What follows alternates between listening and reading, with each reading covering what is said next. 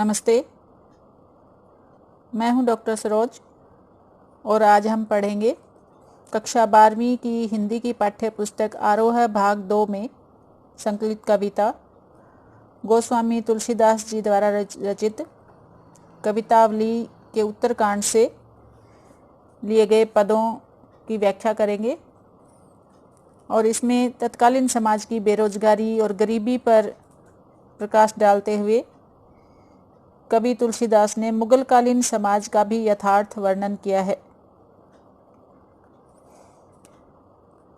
किस भी किसान कुल बनिक भिखारी भाट चाकर चपल नट चोर चार चेटकी। यहाँ पर साहित्यिक ब्रज अवधी भाषा का सफल प्रयोग हुआ है। कवि तुलसीदास ने ब्रज और अवधी का मिश्रण इन पदों में प्रयोग किया है। तो शब्दार्थ देख लेते हैं। किस भी का मतलब होता है मजदूर। किसान कुल किसान का परिवार। बनिक बनिया व्यापारी। भिखारी भाट होता है चारण। चाकर नौकर को कहते हैं। चपल नट उछलने कूदने वाले कलाकार होते हैं। चोर चार मतलब दूत। चेटकी होता है बाजीगर।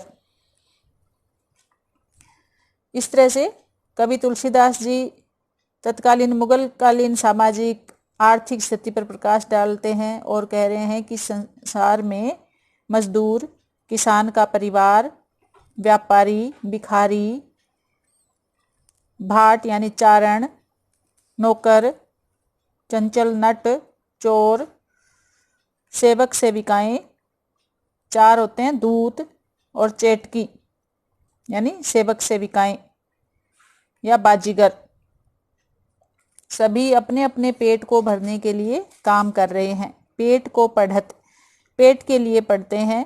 गुण गढ़त तरह तरह के गुण गढ़ते हैं। चढ़त गिरी गिरी होता है पहाड़, पर्वतों पर चढ़ते हैं। अटत गहन गन अहन अखेटकी। अटत मतलब घूमते हैं। गहन गन घने जंगल में घूमते हैं। अहन भिन्न भिन्न प्रकार के। अखेटकी शिकारी शिकार करते हैं। घने वनों में घूमते हैं और ये सब अपने पेट को भरने के लिए करते हैं। ऊंचे नीचे कर्म धर्म अधर्म करी। अपना पेट भरने के लिए यानी 2 समय का भोजन जुटाने के लिए ऊंचे नीचे काम करते हैं। धर्म और अधर्म भी करते हैं। ऊंचे नीचे कर्म मतलब अच्छे बुरे सब तरह के काम करते हैं। पेट ही को पचत पेट को ही भरने के लिए बेचत बेटा बेटकी। अपने बेटा बेटी को भी बेचने के लिए मजबूर हो गए हैं।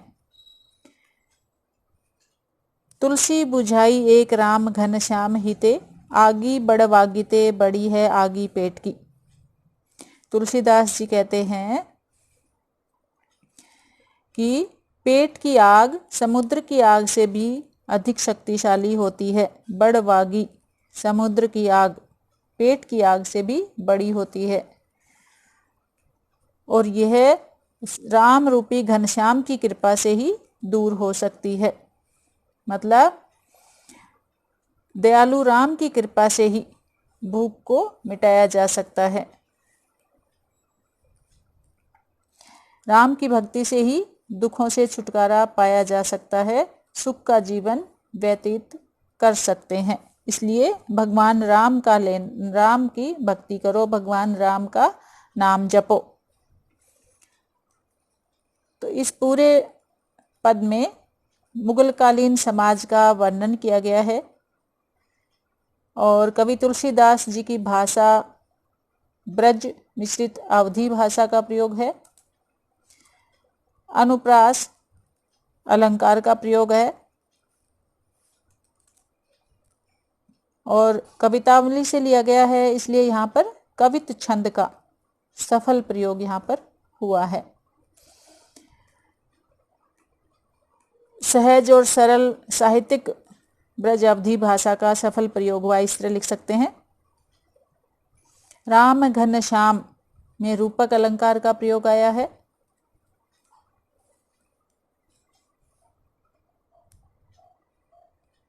तो ये पद समझ आ गया होगा।